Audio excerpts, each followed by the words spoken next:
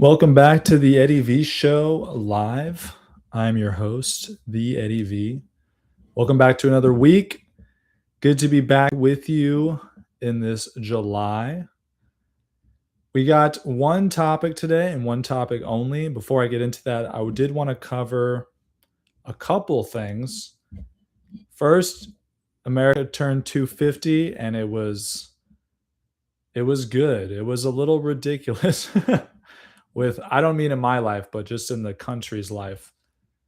It was kind of interesting to see all the people's takes on hating America, loving America, all that fun stuff. But I think overall it went well. Nothing crazy happened, I don't think, which we are thankful for. But America, yeah, 250 years, the most powerful country in the world in so short a time.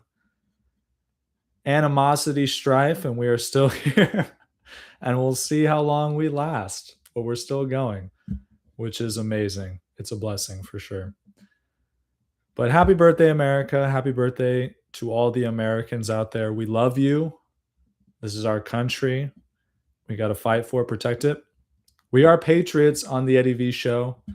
We do love our country. So I want to make that clear. It doesn't mean, and I'm always in the middle here, doesn't mean that she doesn't make mistakes or we don't make mistakes. It's good to acknowledge those, but it's also good to recognize that this is the greatest country on earth. Absolutely. And we need to love and protect her and be patriots and carry that virtue of patriotism throughout everything we do. Oh, so we got to keep in that balance. And don't worry, I've been on both sides of the extremes of that.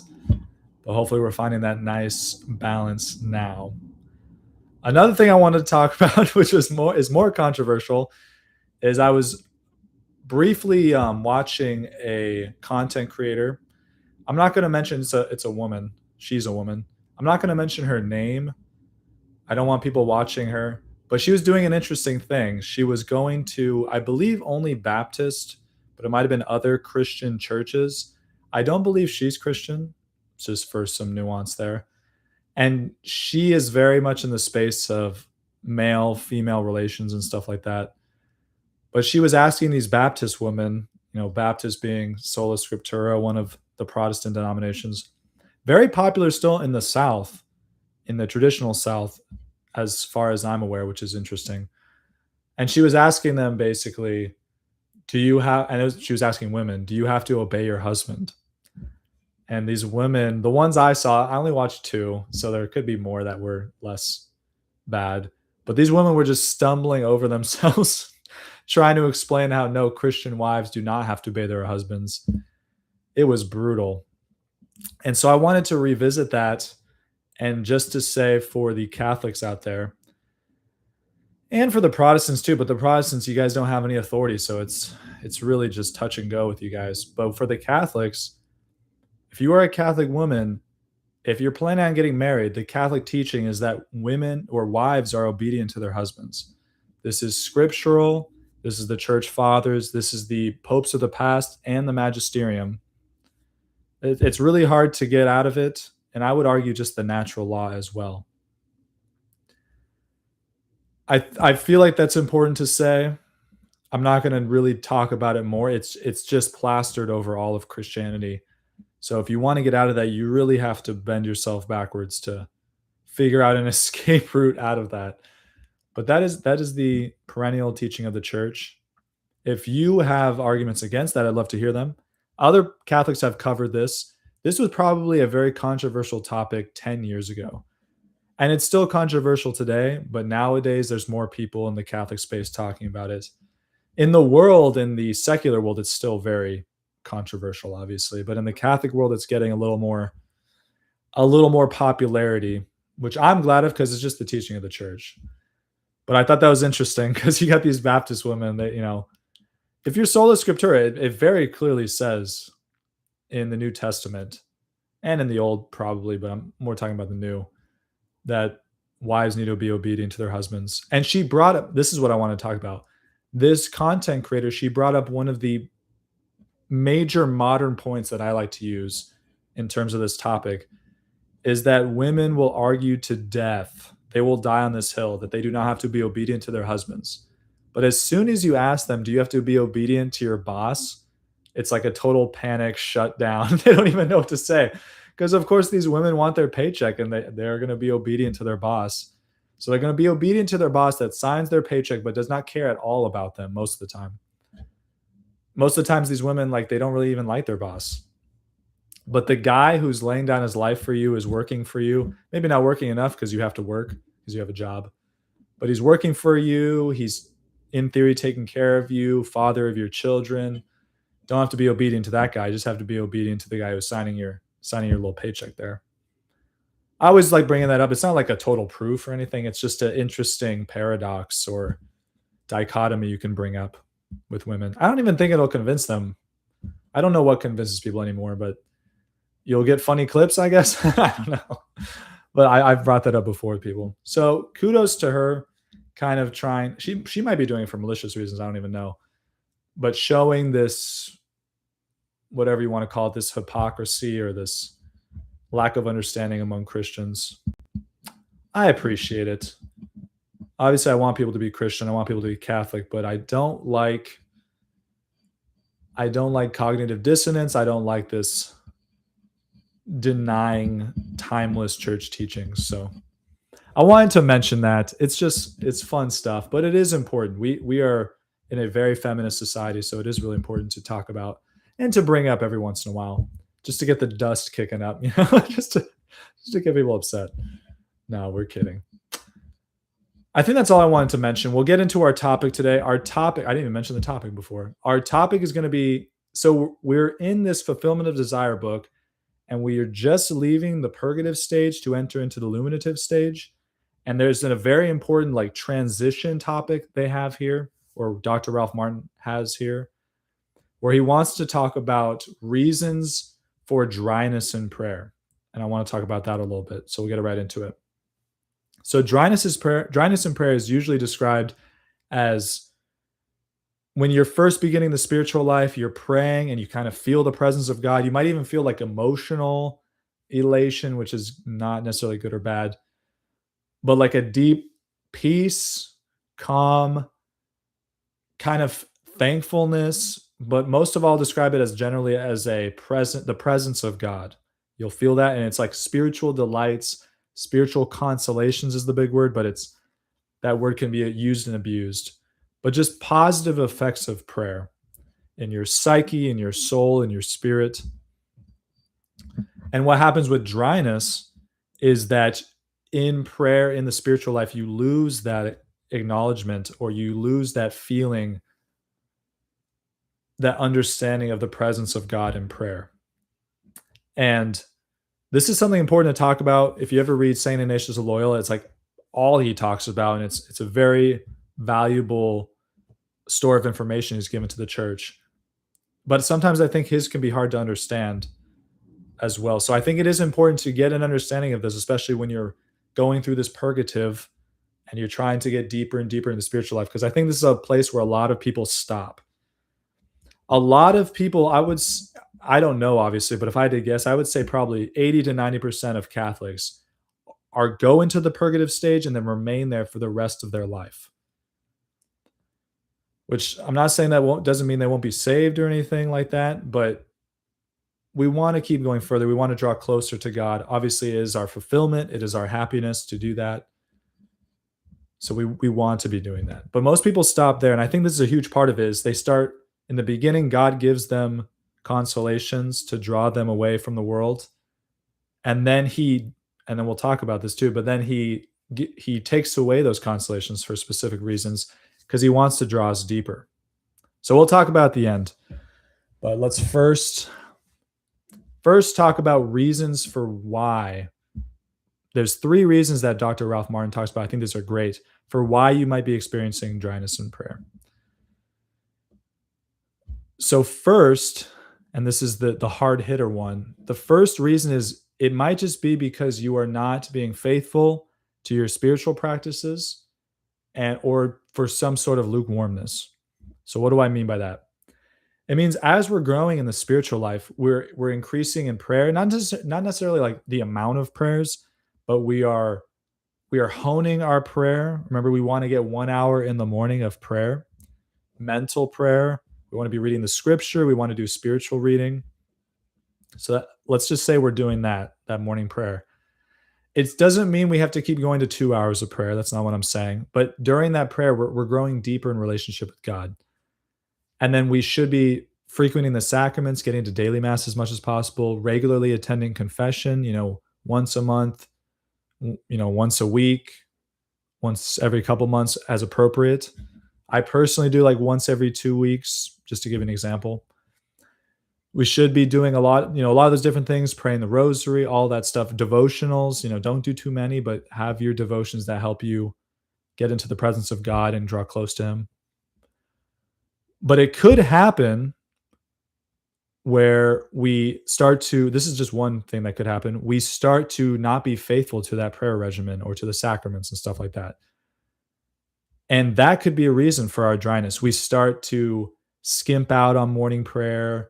We're not doing spiritual reading anymore because there's other more important things that are going on. Stuff like that. We haven't gone to confession in 7 months, something like that. So that's one possibility. It's just we've stopped being faithful to our spiritual life. Another possibility, which I would describe more as lukewarmness, the lukewarmness side of the same point, is that we start to fall back into the world. And what do I mean by that? We should be drawing away from the world. And this is something that Catholics really don't like talking about. And this is just a basic of the spiritual life. We should be trying to be temperate. We should be honing our senses, honing our passions. And I'll use anger and food as examples of gluttony, I guess you could say. If we have problems with anger, we should be fighting against that and maybe avoiding things that make us angry if we can, obviously. And if we can't avoid those things, like trying to hone in and grow in the opposite virtue of anger, trying to grow in gentleness. And then with the food example, it might be, before we're gluttonous, we just eat as much as we want, overeat all the time, things like that. So then we're fighting against that. We're fasting, we're mortifying ourselves, we're cutting out foods that we know are unhealthy for us and are addictive to us. And if we move towards lukewarmness, right, we're fighting those things. In the lukewarmness, we start to give in again to those things. We start to give into the senses and to our passions, to the world. We try to entertain ourselves more again, distract ourselves from the spiritual life. And I want to make one point here. It's not to say that we can't enjoy food, I guess you don't want to enjoy anger, but it doesn't mean we can't enjoy some of the things of the world. But really, we should be trying to hone in I keep using that phrase, hone in, to deny ourselves, to take in those things moderately, and to cut, honestly, the way we live nowadays is to cut a lot of that stuff out to the extent that we can. It will only help your spiritual life. I'm telling this from experience, but just also the testimony of the saints throughout the centuries. As we can cut out more and more of stuff that is just not of God, the more we can grow deeper in that relationship with him. And I've talked about this a lot with movies. Just the type of movies you watch, how much movies you watch can be very important. And there's a lot of nuance there, but I'm going to leave it at that. So that's one example. You're lukewarm, you're growing in lukewarmness again, and you're not being faithful. So that's basically just like a sliding back, and we're experiencing dryness. The solution to that is to repent of those things and to start honing in again, to get back to our prayer regimen, our spiritual life, to start to mortify the senses again, and to focus on God. The second point, which is maybe the easiest one, is like you might just be tired or sick. And I won't talk about a lot about that, but our physical body is tied to our spirit in this life. So when our body is hurting, when our body is sick, when we're tired, we're not getting enough sleep, it can affect our prayer life. It can affect our spiritual life. So we just need to be aware of that. And it could be one thing that you're being lukewarm. And it's another thing where it's like, hey, you have a pneumonia. Why don't you just chill out for a second, get some proper medical care, and then after that, get back to your spiritual regimen. So that's totally a possibility. And even the saints that, we're doing severe mortification, maybe not sleeping very much at all, they even say this, right? So it's not like we're chickening out or anything. It's just we want to make sure that we have healthy bodies, especially if you're not a hermit or something, your life, you have responsibilities in this life. Even a parish priest, lay people. We have responsibilities. We need our physical health to fulfill those. Obviously, being docile to God's will, if God makes you sick and there's no cure, you have to endure it and love it because it is His will. But taking the practical measures to get better. So that's an easy one. But the third one, interesting. The first and the third are interesting. The third one is the dark night. And most people associate this with John of the Cross. And we're going to be talking only about the dark night of the senses. So there's the dark night of the senses, which is usually more towards the beginning of the spiritual life. And then there later, usually, time is relative in this. But later there is the dark night of the soul or of the spirit, which hopefully we'll get into later. But excuse me. But for the dark night, and what we'll call the dark night of the senses, is we'll experience that dryness in prayer, but that is purposely done by God. God pours, in the beginning of the spiritual life, pours on consolations, pours on spiritual gifts to draw you from the world and into the spiritual life. But then to grow in love of Him, to true love, He's going to withdraw those consolations. God does not want you to love Him for the sake of the consolations. He wants you to love Him purely. First, He wants you to get you away from the world, but then He's going to want to give you, He wants to draw you away from the world, and He wants to draw away His consolations that drew you away from the world so that you can truly love. You can truly grow in faith, hope, and love of Him. And I think I think if we think of it in a human way, it's kind of interesting. The same thing with God can be said with a human being. It's like, it's one thing to love a human being when, they're doing everything for you and it's awesome and they're like very affectionate and you're a new thing. But it's another thing to love a human being when those beginning, maybe like the honeymoon phase, whether it's a friendship or relationship, washes away and you're still asked to love that person in that. And so in this dark night of the senses, which the dryness could be coming from, the consolations are taken away. And the task of this moment in your spiritual life is going to be to really deaden like the physical senses and like the physical desires, maybe like you call it lusts of the flesh or the world. You want to really die to those things. So like when there's no consolations, are you going to run back to food, to pleasure, to entertainment, to distract yourself, or are you going to dig deeper into the spiritual life? And that's a crucial moment in the spiritual life. That's like kind of where I see a lot of people giving up and quitting and maybe staying in that purgative or even falling out of the church, falling out of the spiritual life. But if people can drive through this moment, I think this is where this is like the saint maker moment. And there's other ones down the line, but this is a huge moment in the spiritual life. So I'm going to kind of repeat some of the things I said there. Is the third thing that could be happening is the dark night of the senses. First, God gives you consolations to draw you away from the world.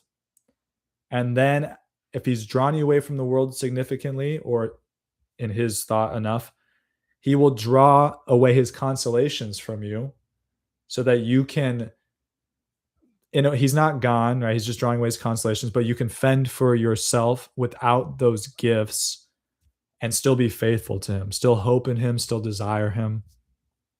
And this is a huge part of the spiritual life. So hopefully that makes sense. Let me know if there's any questions, but those are the three big reasons why you could be experiencing dryness in prayer. And it behooves you to meditate, to think about if you're experiencing dryness, which one of those it is. It could be any of the three.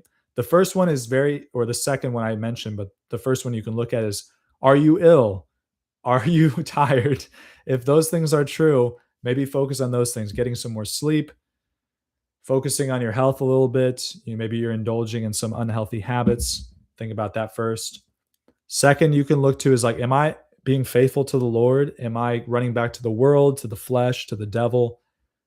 How can I reestablish mortification interiorly and exteriorly to combat that, and also to reestablish my spiritual life, my prayer life? And then the third, I think, is the last one you kind of look to, is if the first two aren't true, then you can go to the third, like, okay, maybe God He's putting me to the test, so to say. He is saying, will you really love me without these consolations, without these gifts? I think this is super important for people to know, because if you don't know this, it can seem like it has to be the first two, right? Like my sinfulness is the reason, or I'm just too sick and tired to do all this stuff. And it can easily lead to despair or failing to continue in the spiritual life. But if you know this third one and the first two aren't true, you can grasp onto that and be like, I know what this is, and I'm going to persevere. I'm going to continue through this moment in the spiritual life. So hopefully this is good information for you. If you get to that point, you got to keep chugging. Oh my goodness, there's stuff going on, but never mind. To keep going, understanding those can be very helpful for you at this point. So this is the last thing we're covering. The next time we talk about this, we'll be talking about the illuminative stage, which is the second stage of the spiritual life. Purgative, I think for a lot of people is the hardest one to break out of, from my experience. But when we get into this illuminative, you'll see there's a lot deeper concepts going on. So it's exciting to get into that with you. I think that's all I have today. So it's great to be back. We'll have a great week together in this month of July. If you can, like, subscribe, comment, let me know what you think about the show. And I think that's all.